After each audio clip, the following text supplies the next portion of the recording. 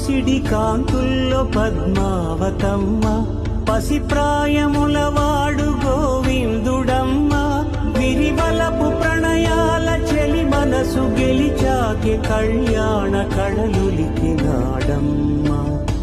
ఆకాశరాజునకు సరితూగు సిరి కొరకు రుణమైన వెనుకాడలేదమ్మా.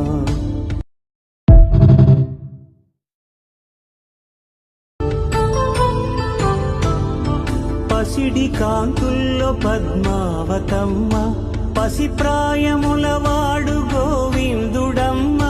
విరివలపు ప్రణయాల చెలి మనసు గెలిచాకే కళ్యాణ కడలులికినాడమ్మ.